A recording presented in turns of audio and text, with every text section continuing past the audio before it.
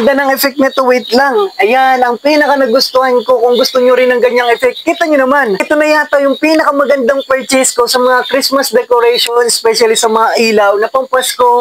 Grabe ang quality, LED lights na notice ko matipid lang yung kanyang konsumo sa kuryente. Kaya nga siyang pailawin ng ating power bank. Huwag kang mag-alala, meron siyang on and off dito sa likod. Tapos, pepress nyo lang yan lahat ng meron dito na mode. Pwede natin siyang i-press para makuha natin yung mode na gusto natin. Press nyo lang yan dito. Or kung nakapix naman siya sa pinakamataas na paglalagyan mo, huwag ka mag-alala. Meron naman siyang remote control, complete na details dito. Meron siyang different mode. Meron siyang on and off. Okay na okay. Ingatan mo na lang to kung mahirapan ka talaga na mag-operate kapag pinix nyo na sa ating wall. Ang ganda. O tulad yan, wala naman kami ditong socket na pwedeng pagsaksakan dito sa labas ng bahay, sa wall na pinagkabitan ko.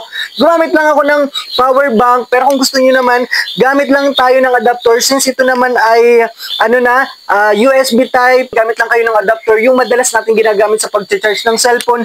Kita niyo naman, sobrang na-amaze. Hindi ko akalain na ganito kaganda sa personal. Sulit na sulit. Ang mura lang yan. Sobrang baba pa ng presyo yan. Kaya habang mura pa, mag-checkout ka na rin dyan. Habang may stocks pa, matutuwa ka rin sa ganyang quality.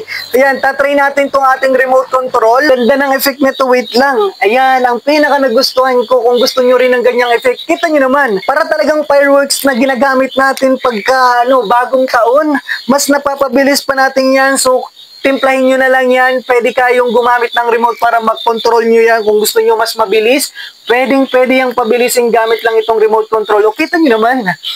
Ang ganda ng quality. Kung gusto mo ng gantong klase ng LED lights na malipid sa konsumo ng kuryente and yet kayang pagandahin yung labas ng bahay natin, dito pa lang, kahit yan lang yung Christmas light na decor mo dyan sa labas ng bahay, sulit na feel mo na talaga ang Christmas. Kung gusto mo yan, ilalagay ko na lang yung link sa may comment section or sa may yellow basket. Order na. Mura lang yan ngayon.